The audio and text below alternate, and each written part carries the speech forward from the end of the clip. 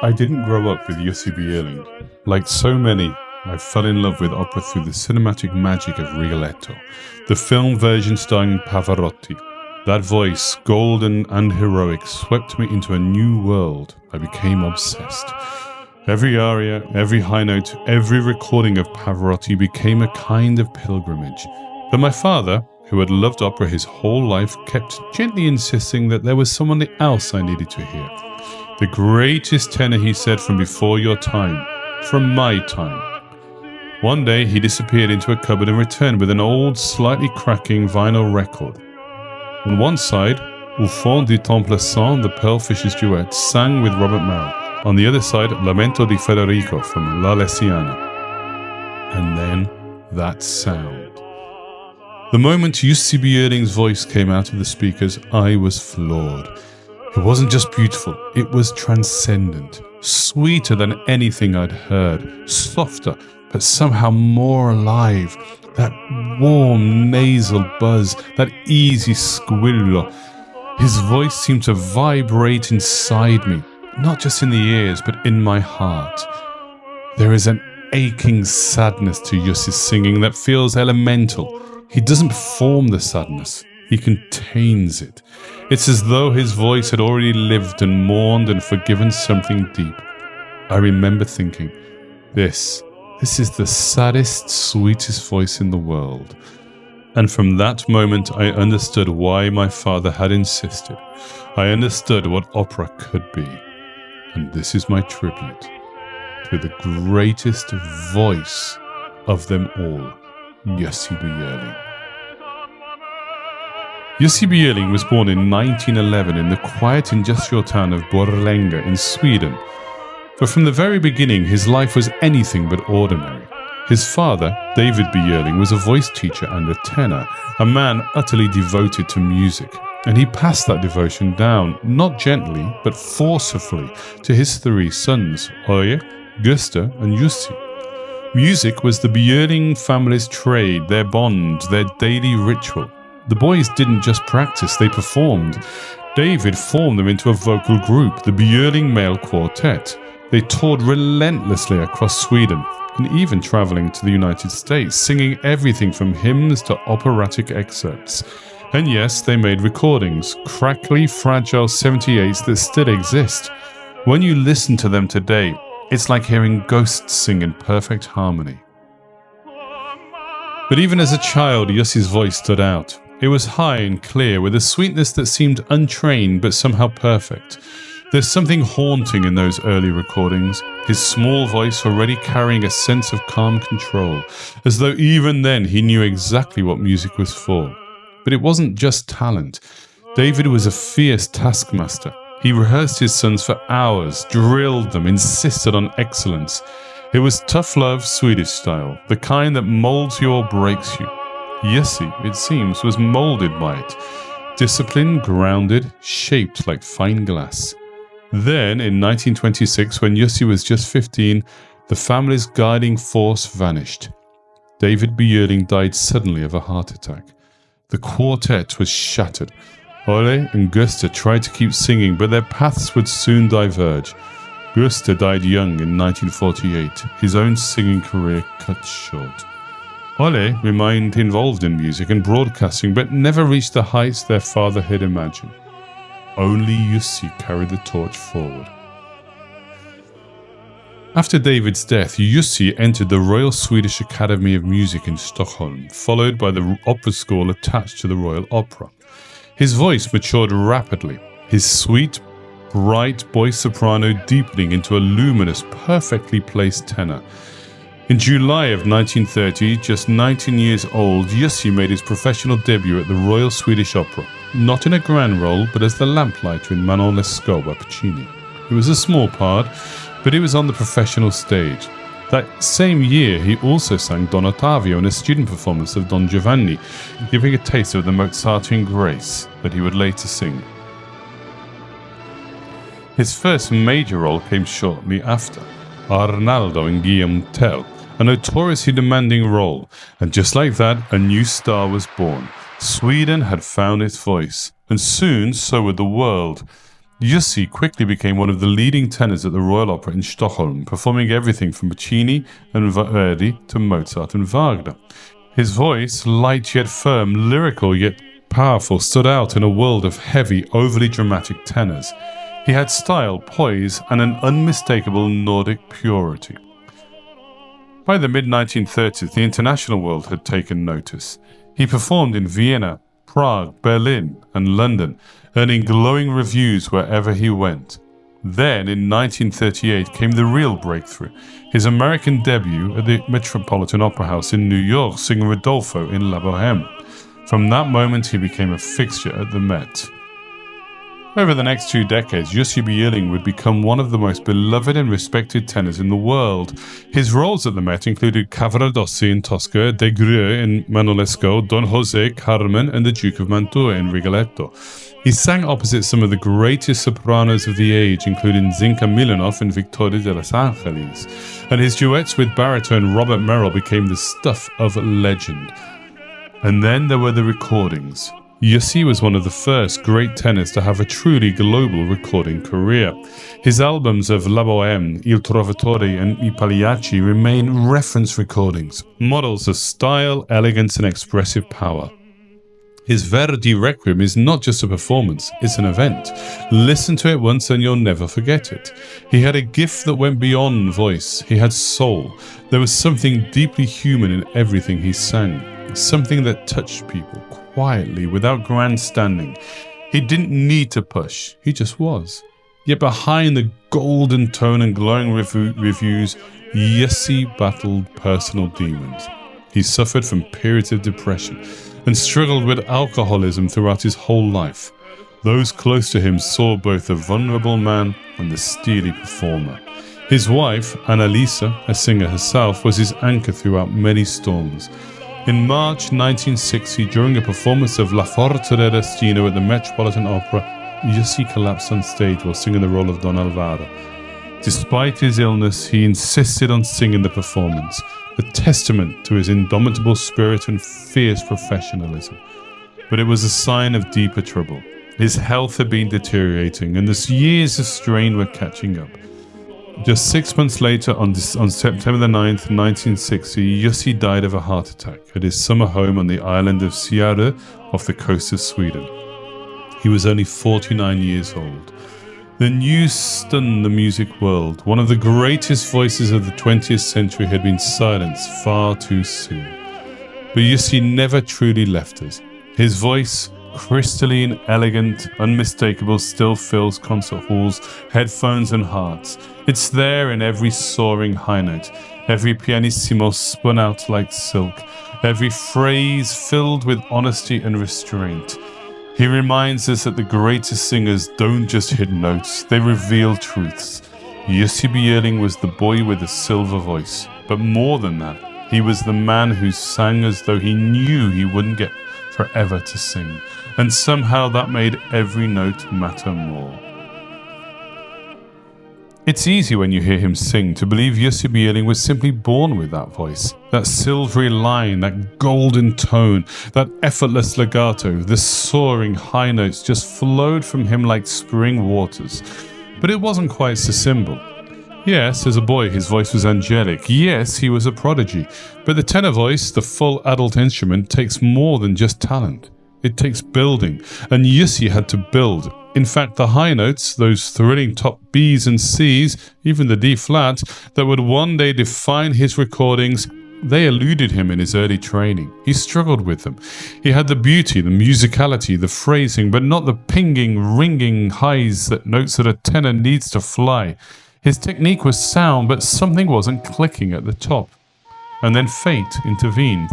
In the early 1930s, Jussi met a remarkable man, Joseph Hislop, a Scottish-born lyric tenor who had sung internationally and settled in Sweden as a teacher. Hislop was not a great singer, but he was a great communicator. He understood the mechanics of singing and could translate them into something a young singer could grasp. Jussi began studying with him, and it changed everything.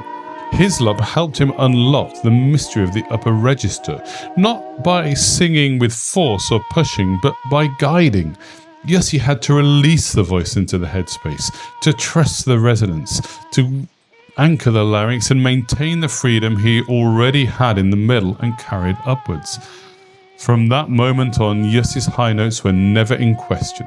They became, quite literally, legendary, gleaming, open, ringing with a kind of Nordic clarity that cut through any orchestra. And yet, even at full volume, there was always beauty. His high notes didn't just impress, they moved. But the miracle of Jussi's voice wasn't just the top, it was the line.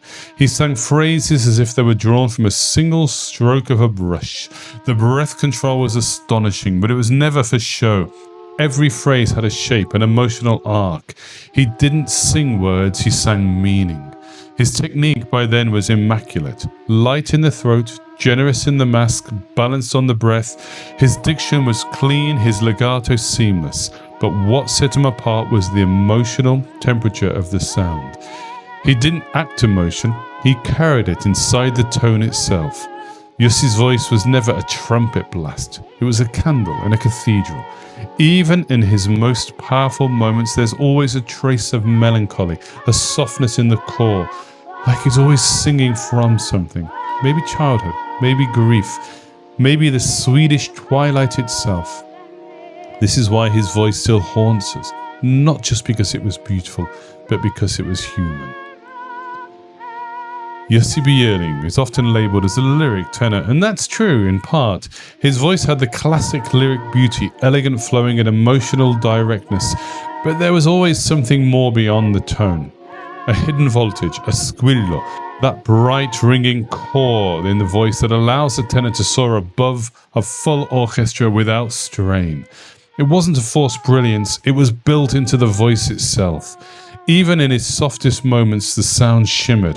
And when he opened up in full voice, that squillo gave him a power far beyond what most lyric tenors possess. He never needed to push, he just let the voice ring, and it carried. This made him ideal for the great lyric dramatic roles. In Verdi, he brought both power, poetry and intensity. His Gustavo in Un ballo in maschera is tender, noble and heartbreakingly human. His Alfredo in La Traviata manages to be both youthful and tragic. And his Radames in Aida, a role often sung by heavier voices, felt newly human in his hands. Powerful, yes, but never rigid. He gave the role vulnerability. In Puccini, he was unsurpassed. His Rodolfo in La Bohème is among the most beloved ever recorded. It's my personal favourite. Full of warmth, spontaneity, and that youthful ache that seemed to live only in Björling's sound.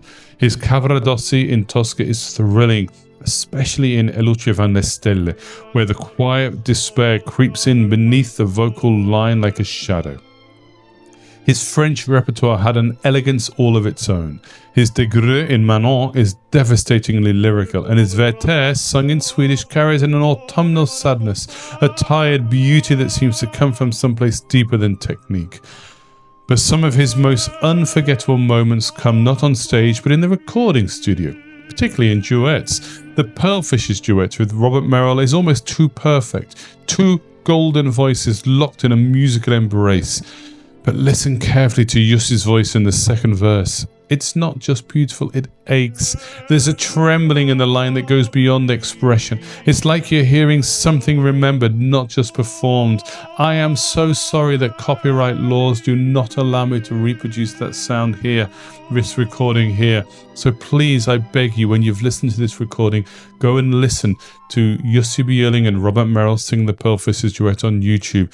And whilst you're there, listen to another recording that I am not allowed to reproduce here. Type into YouTube Jussi Björling Nessen Dorma slow version, the greatest version of that aria ever sung.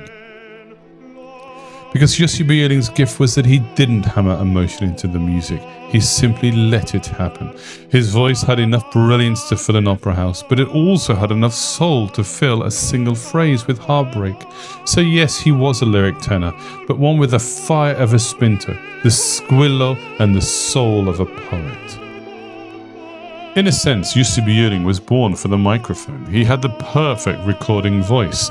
Focused, balanced, unforced. His voice always seemed to bloom from just right inside the recording acoustic.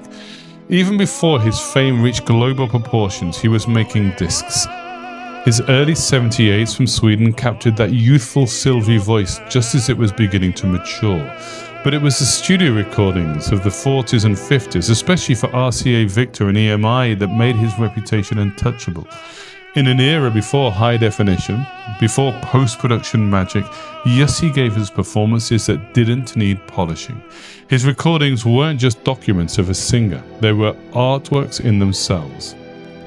And yet, unlike many singers who became recording legends, Björling was also a great stage artist. He didn't just exist on tape. He sang everywhere. From the late 1930s onwards, he became a major presence on the international stage. His most important operatic home was the Metropolitan Opera in New York, where he debuted in 1938 with Rodolfo and La Bohème. Over the next 2 decades, the Met became his second home. He sang there regularly.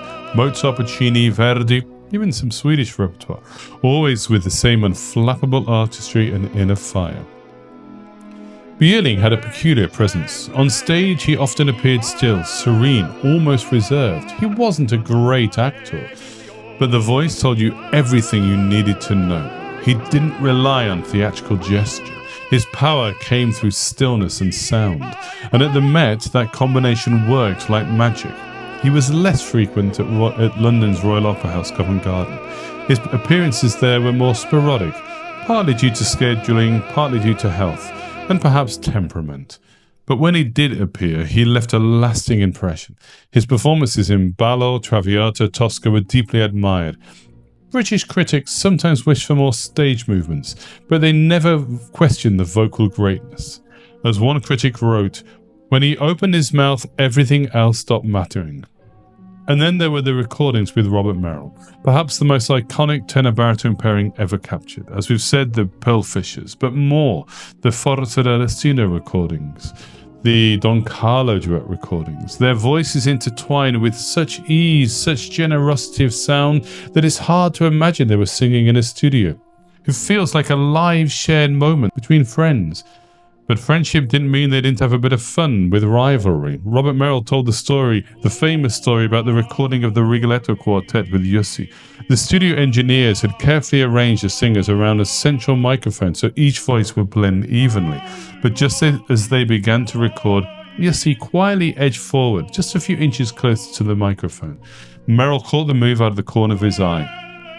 After the take, Merrill turned to him and said, "Jussi, why do you move forward to get closer to the microphone?" Jussi smiled, completely deadpan. "Of course, it's a tenor's quartet." That was Jussi, humble on the surface, quietly aware of exactly what mattered, and how to make sure that the voice that reached the world was always heard at its best. He also recorded with some of the great soprani of the 20th century, Renata Tebaldi, Vittorio de los Angeles, Vinca Milanov, Licia Albanese, and in each case, he was never overpowering, always elevating the music. One of the most extraordinary documents in the 1950s is the La Bohème with Vittorio de los Angeles. It's not just a recording, it's a world. Listen to how he sings Che gelida manina, that famous Aspetti signorina, the warmth, the shimmer on that line. And then how she responds. It's like two artists breathing the same air. Many of these recordings were made in a time before opera singers could rely on editing or retakes to fix flaws. But with Jussi, they didn't need to. The voice was always ready, the phrasing was always musical, and perhaps most astonishing of all, the emotional connection was always honest. He sang as if he knew the red light was on the microphone was recording not just the sound, but the truth.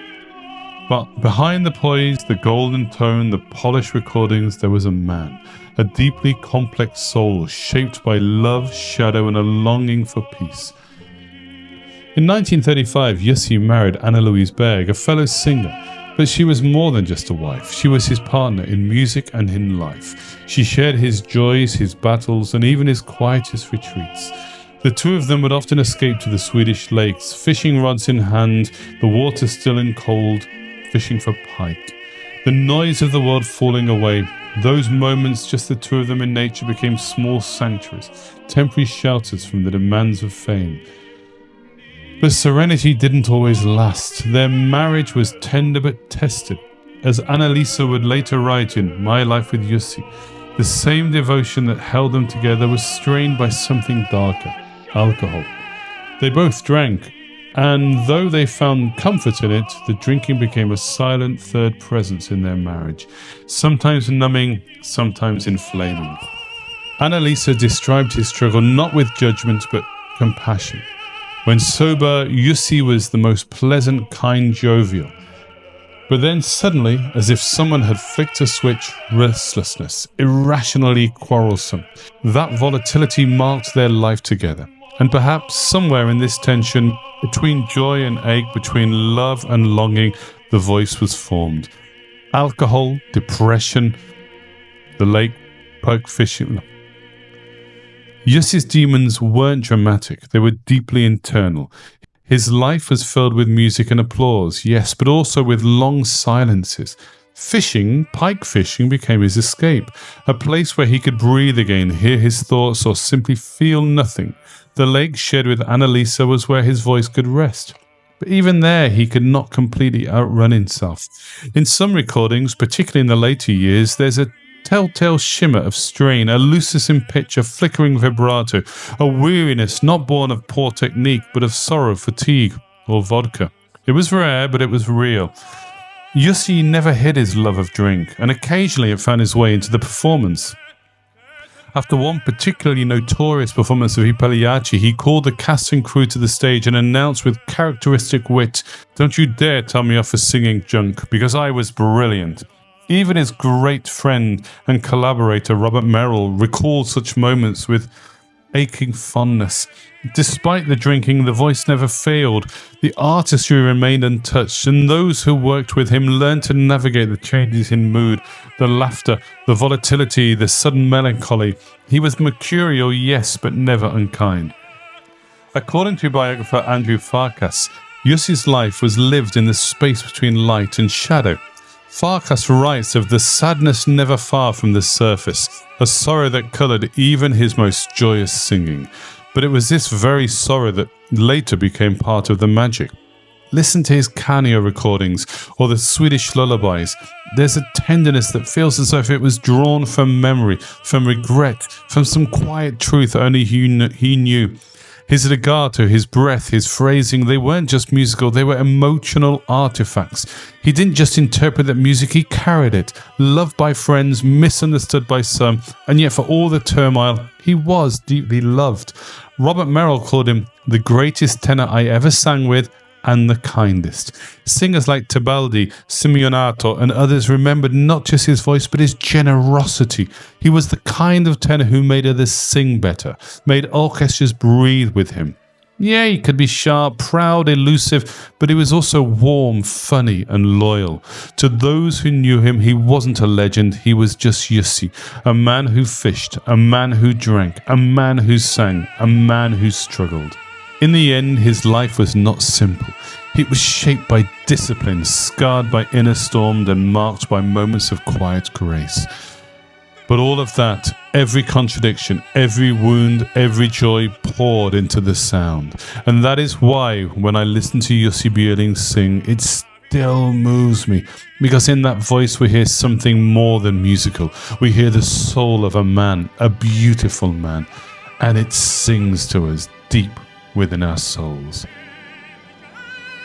There is a certain kind of opera lover, perhaps not the loudest, but certainly the most faithful, for whom Jussi Björling is the tenor, is the voice. Not just a great tenor, not even the greatest tenor, but the only true tenor sound, and I am one of them. I love many singers. I love them dearly, but to me, there are only two voices in this world that seem to vibrate inside of my soul, that bypass the ears and go straight to the chest, the ribs. One of them is Dmitri Khodossovsky, and the other is Jussi Björling. These two voices above all others. They don't merely sing, they ache, they shimmer, they make me feel something. With Jussi, it's that combination of warmth of tone and clarity, the way the line floats as if it was made of spun golden air, and then suddenly there it is, that squillo, that radiant beam of sound. And it's not just loud, it's not volume, it's not animalistic like Corelli, but it rings, the sunlight strikes. The soprano Victoria de Angelis, who sang with him and who knew that sound intimately, once said that only those who had heard him live could truly understand how beautiful the noise was. That still haunts me, because like many, I only knew him through recordings, and yet even there the voice seems alive. And yet, he wasn't for everyone. My first teacher, Molly Lane, had heard him live, and she never really loved him. She told me that his voice was small and that it didn't move her. For her, it lacked fire. He didn't have the psychological penetration of a Peter Schreier, the stage-commanding magnetism of Plácido Domingo. He wasn't intellectual. It wasn't theatrical. He didn't prowl the stage or reinvent the characters from the inside out. And I've come to understand that this may be the point. For those of us who get Jussi, singing is like air. It is vital, natural, unforced. And if it doesn't hit you that way, if it doesn't speak to that quiet part of your soul, then maybe it never will. But for those of us who hear that sound and immediately feel recognized, Jussi becomes something more than just a singer. He becomes a standard. He followed in the line of Caruso and Gigli, the natural inheritor of the Golden Age Italian singer. He was the leading Italian tenor of his generation, despite being Swedish. But unlike many of his contemporaries, he never forced himself into theatrical extremes. He sang, he meant it, and somehow that was enough. His technique, too, is something of a paradox. Deceptively simple on the surface, but quietly radical underneath. Famously, Jussi said, "I don't breathe deeply. I feel my breathing high up here in my chest." To generations of voice teachers trained in the gospel of low breath, this was shocking.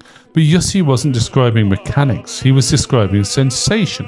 What he masters was the art of balance. He stood upright, just comfortably high, huge, ribs open, and the air simply flowed. There was no forcing, no collapsing. He didn't take a breath, he released it. His onset was always clean, his vowels centered, his tone spinning. And most of all, the support was so integrated into his body that it never called attention to itself. He incorporated the y sound into his singing, that Swedish y. It gave his voice so much yearning. He didn't think about technique when he sang. As he put it, "If I think about technique when I sing, I would be lost." Which echoes something Caruso once said. Technique is like underwear. You must have it, but you must never show it. That was Jussi. He had it, all of it, but he never made a fuss about it. And that's why his phrasing matters so much. He doesn't tug on it, he doesn't paint it in bold colours. He simply lets the music speak perfectly. It's not dramatic in the conventional sense, it's spiritual. It speaks to the essence of the phrase. And that is a rare gift. I remember a moment that has stayed with me for years. I was sharing a meal with my dear friend, the extraordinary tenor Gwyn Hughes-Jones, one of today's finest international singers, and someone deeply connected with the Jussi Björling Foundation. My father had recently finished reading the biography of Jussi by Andrew Farkas, which I had given him as a gift, and I then lent to Gwyn, who kept that book with him as a companion for a long time as he toured around the world. Gwyn took something from his lapel. It was a badge with Jussi's face on it from the Jussi Björling Foundation. He handed it to me and said, "This is for your dad. He knows what Jussi stood for." And I've never forgotten that, because it's true, isn't it? In a world of sound and fury, an opera singer must stand for something. Otherwise, we're just machines, resonating tubes with pretty vibrations. Jussi Björling stood for something. He stood for a kind of honest singing, unpolluted by ego, untarnished by excess. He sang what the music asked, and in doing so, he reminded us that sometimes the purest form of expression is also the deepest. In the end, what do we have? We have the voice. That gleaming, human, impossible voice, recorded forever, suspended in time like a snowflake that never melts. While the man himself left us decades ago, his sound remains intact, untouchable, alive. Each new generation of opera lovers rediscovers Jussi Björling as if for the first time. They put on a recording, maybe that famous La Bohème, maybe that famous Nessun Dorma slow version, maybe the Pearlfishers duet, and they stop and they listen. And slowly they fall in love. Because that's what this voice does. It doesn't just impress, it seduces. It becomes part of you. It stands at the heart of the Swedish-Italian school of bel canto that my teacher, David Jones, is steeped in. A school of singing built on freedom, line, and natural resonance. And for me, as I said, that legacy isn't just abstract, it's personal. My teacher David studied with Lundqvist, who worked directly with Jussi, and later David worked with Jussi's own son, who also became a fine tenor and carried much of his father's technical wisdom. And so from these sessions, David learned and passed on, to me, the secrets of Jussi's singing that still can't be found in any method book, apart from David's own wonderful book on singing. And so I carry that lineage in my own voice, a thread, a shimmer, a hope, a ripple from the golden source. Jussi's recordings will always be the measure. His Rodolfo will still be argued over 50 years from now. His Alfredo, his De Grieux, his Cavaradossi, all of them will remain in the conversation. Because the standard he set was not just technical, it was emotional, it was truthful. And then there is that Nessun Dorma, the one I can't share here which breaks my heart, the famous slow version. Other tenors blaze through it with bravado or tear it open with force. Jussi lets it breathe. He sings it like a prayer, and for me it is the most incredible piece of singing I have ever heard. Controlled, tender, radiant, every note glowing from within. Whereas most tenors find it so difficult they struggle to get to the end, Jussi sings it so slowly as if to say, my technique can manage anything. And every Christmas Eve my father and I return to O Helga Natt, his O Holy Night. It's a ritual now. The crackle of the old recording, the calm opening, and then that moment. Fall on your knees, sung in Swedish. No one sings it like that. No one dares. My father always declares loudly, like a challenge to the world, nobody can hit that note like that. And he's right, I can't. I can't share the proper version here, just a version he sang with piano, but again, check it out. It's incredible. That's the thing about this voice. It's not just one to admire, it's one to love, deeply, passionately. The kind of voice you return to again and again like a drug, because it reminds you that humans, even flawed, haunted, vulnerable ones, can be beautiful in sadness. There's something redemptive in that, something healing, something that tells us this too is part of being alive. In his hometown of Borlänge, where he was born in Sweden, there stands a statue of Jussi Björling, a quiet tribute in a quiet town. But what happens there each day is extraordinary. At noon, every single day, a recording of Jussi singing rings out from the statue. His voice, still clear, still radiant, echoes through the square, and passers-by stop and listen. Not once a year, not for a festival, every day. Because when a voice like Jussi's touches a place, it never really leaves. Luciano Pavarotti was once asked how he learned his roles. His answer was simple: I listened to Jussi sing them. And when asked if he ever compared himself to Björling, he paused and said, no, I'm human. Jussi's voice does not age. It doesn't dim. It lives where all great art lives, in the space between sound and silence, where the soul recognizes itself. And for those of us who hear it and know what it means, we will always listen, and we will always fall in love. Thank you, Jussi, for your incredible singing.